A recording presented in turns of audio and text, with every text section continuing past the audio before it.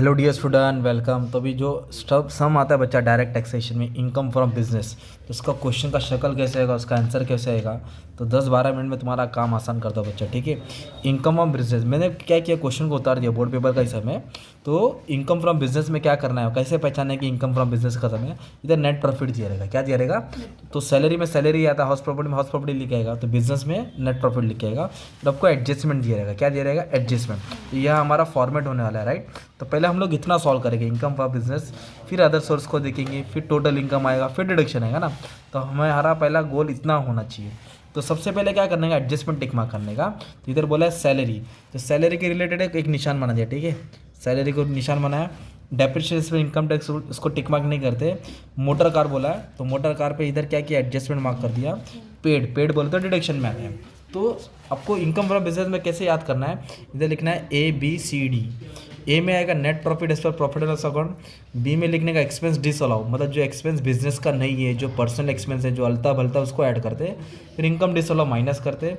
फिर depreciation as per IT rule act, वो भी माइनस होता है। तो सबसे पहले ABCD में ए लिखो। क्या लिखो? तो नेट प्रॉफिट कितना दिया है? 3,90,000। तो आप इधर लिख देंगे net profit as per profit and loss account 3,90,000, ठीक है। कॉलम बना दिया, इतना लिख दिया ना 3,90,000, 1.5 मार्क जमा हो गया तुम्हारा। फिर नेट प्रॉफिट लिखने के बाद ना क्या करना है, डेप्रिसिएशन पे अटैक करना है। किस पे अटैक करना? तो एक टेबल में डेप्रिसिएशन दिया है और एक एडजस्टमेंट में दिया है। हाँ। तो जो टेबल वाला डेप्रिसिएशन वो ऊपर आएगा एक्सपेंस डिसअलाउ में, और जो डेप्रिसिएशन नीचे दिया ना इनकम टैक्स, वो इधर माइनस में होगा, डी में माइनस में आएगा। तो टेबल वाला ऊपर लिखेंगे, उसको इस तरह लिखने की, डेप्रिसिएशन हैज़ पर बुक। क्या लिखेंगे? डेप्रिसिएशन हैज़ पर बुक, मतलब टेबल बुक के हिसाब से। अरे अमाउंट तो लिखा ही नहीं रहे। तो हाँ बच्चे लगे क्वेश्चन नहीं था तो मैंने इन्फॉर्मेशन डाल दिया, अब थोड़ा बार बार हो गया, अब वापस है। तो टेबल का डेप्रिसिएशन ऊपर लिखने का, समझो टेबल का डेप्रिसिएशन दिया है 40,000, कितना दिया है? 40,000, वो ऊपर लिख दिया। और जो एडजस्टमेंट वाला है ना वो इधर लिखेंगे, डेप्रिसिएशन पर IT रूल एक्ट, कितना दिया है? 31,000, कितना दिया है? 31,000। और ये क्या होएगा तुम्हारा? माइनस होएगा। क्या होएगा? तो पहले डेप्रिसिएशन से स्टार्ट किया, टेबल वाला ऊपर लिखा और एडजस्टमेंट वाला नीचे। फिर क्या करने का मालूम है? ग्रॉस प्रॉफिट दिख रहा है, ग्रॉस प्रॉफिट ये बिजनेस का इनकम होता है। क्या होता है? इसको नहीं लेंगे, बाकी देखो ना, ये सब बाहर से पैसा है ना, ये म्यूचुअल फंड का पैसा, FD का पैसा, गिफ्ट का पैसा, तो ये सब पैसे को इनकम डिस वाला बोलते हैं, मतलब ये बिजनेस का इनकम नहीं है। तो ये बाहर का इनकम को क्या बोलेंगे? Income consider separately. तो ये सब इनकम को कॉपी पेस्ट करो। क्या करोगे आप लोग? सेम लिखो। एक्सपेंस को बाद में लिखते हैं, पहले इनकम का लिखते हैं, इन्फॉर्मेशन अपना काम आसान होएगा ना। तो इनकम आया म्यूचुअल फंड से आया, एक आपको क्या मिल रहा है? इंटरेस्ट मिल रहा है FD का, और एक क्या मिल रहा है आपको? गिफ्ट मिल रहा।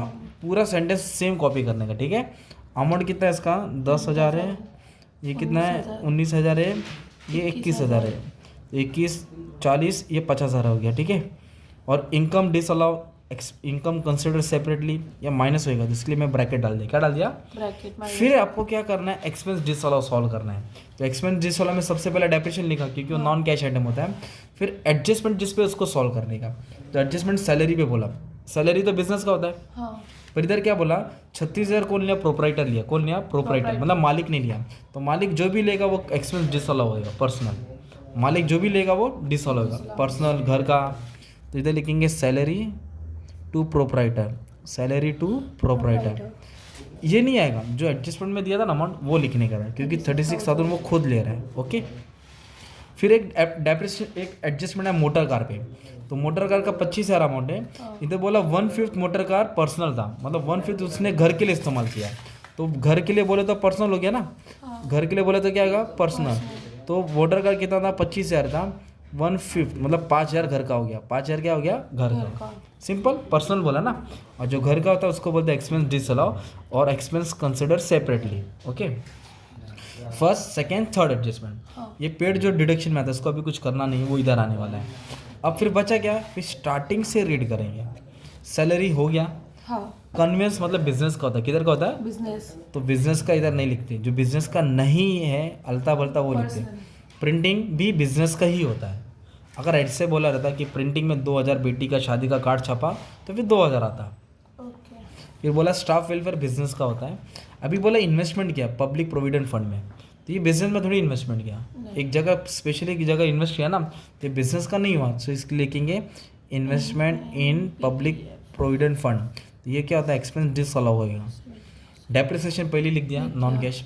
इनकम टैक्स भी बिजनेस का नहीं रहता है, मालूम क्या होता है, वो इनकम टैक्स साल खत्म होने के बाद देना पड़ता है। बिजनेस का मतलब जो बिजनेस का ऑपरेटिंग एक्सपेंस है ना, ऑपरेटिंग बिजनेस के रिलेटेड, वो नहीं लिखते, ये नॉन ऑपरेटिंग होता है ना, यार आफ्टर आता है ना, जिसके लिए इसको यहाँ लिखा जाएगा। Okay, wealth tax, GST, penalty सब इधर आएगा, इंटरेस्ट ऑन कैपिटल भी आएगा। मोटर कार तो लिख जाए क्योंकि कंडीशन दिया था। एडवर्टाइजमेंट बिजनेस का होता है, पर ऐसा बोला रहेगा कि 2000 पॉलिटिकल पार्टी के लिए इन्वेस्टमेंट किया तो फिर वो एक्सपेंस डिसअलाउड होगा। अकाउंटिंग चार्जेस भी बिजनेस का ही होता है, उसको छोड़ दिया मैंने, है ना। तो जो बिजनेस का था वो नहीं लिया, जो अलावा था वो लिखा।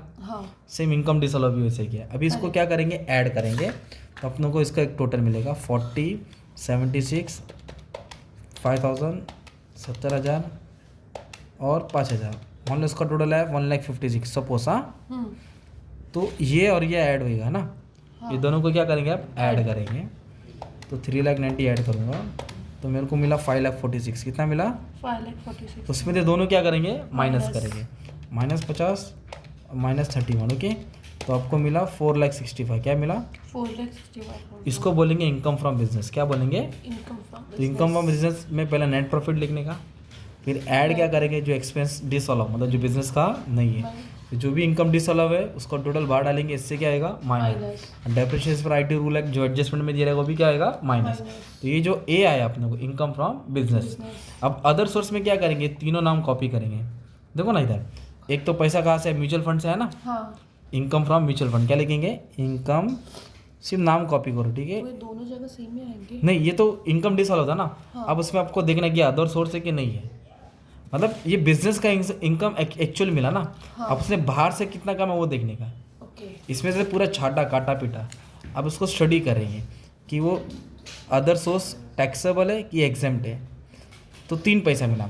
जो भी म्यूचुअल फंड का पैसा वो टैक्सेबल होता है, क्या होता है वो, तो उसको हिसाब में आएगा। मतलब उसको 2 बार लिखना है, इधर पूरा लिखना है, ठीक है। फिर उसके बाद क्या दिया अपने को मालूम है, इंटरेस्ट मिला, FD, तो ये भी टैक्सेबल है। पर जो गिफ्ट होता है ना, उसका लिमिट होता है, वो एग्जाम्प्ट है ना।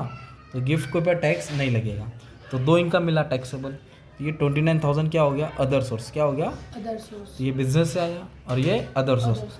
अब ये दोनों को जोड़ेंगे तो आपको टोटल इनकम मिलेगा। क्या मिलेगा, टोटल इनकम मिला 4,94,000। कितना मिला, 4,94,000। सिंपल। फिर डिडक्शन आता है अंडर चैप्टर 6A, तो अंडर सेक्शन 80 में डालते हैं ना। ये देखो इसने पेड किया, क्या पेड किया है, मेडिकल इंश्योरेंस। तो मेडिकल इंश्योरेंस किस में डिडक्शन में आता है, आपको बताया था मैंने, देखो ना 80D में आता है। किस में आता है, 80D। कितना लिमिट है, 25,000। और भाई ने कितना भरा है मालूम है क्या, 10,000 वाला, ठीक है, लिख दो। 25 से ज़्यादा नहीं आएगा ना। तो 80D में आएगा। किस आएगा, 80D में आएगा। लिखेंगे मेडिकल इंश्योरेंस। क्या लिखेंगे, मेडिकल इंश्योरेंस। कितना अमाउंट स्पेंड किया था, 10,000। तो एक डिडक्शन ये मिला है ना, और एक ये डिडक्शन आएगा। इन्वेस्टमेंट किया ना पब्लिक प्रोविडेंट फंड में, तो जो भी इन्वेस्टमेंट करता है पब्लिक प्रोविडेंट फंड में, कंट्रीब्यूशन करता है, वो 80C में आएगा डिडक्शन में। किधर आएगा, 80C। तो 70,000 एक आ गया है, देखो 70 है ना, एक 70,000 आएगा डिडक्शन में। तो लिखेंगे 80C पब्लिक प्रोविडेंट फंड, है ना। तो टोटल कितना डिडक्शन मिला, 80,000। कितना मिला, 80,000। इसमें से 80,000 क्या करेंगे, माइनस करेंगे 80,000। तो कितना आएगा, 4,14,000। कितना आएगा, 4,14,000। फिर इनकम टैक्स 4,14,000 देने का। जो भी कैलकुलेशन होता है आगे, मतलब जो भी टैक्स पे करना रहता है वो इस पे देना है। जैसे कि 2.5 लाख पे टैक्स माफ है ना, तो उसके ऊपर एक्स्ट्रा इनकम कमाए 5% टैक्स देना पड़ेगा, जो भी है। तो ये तुम्हारा इनकम फ्रॉम बिजनेस था। क्या था ये, इनकम फ्रॉम बिजनेस। तो पहले क्या करने का, नेट प्रॉफिट लिखने का। जो बिजनेस का नहीं है वो, जो बिजनेस का नहीं है वो, इधर एक्सपेंस इधर इनकम, फिर डेप्रिसिएशन ए, फिर बी, डेबिट का इधर क्रेडिट का। हाँ, कौन सा लेने का, जो बिजनेस का नहीं है, तो उसका भी फॉरवर्ड बना दिया, अच्छे से ध्यान दे देने का ना।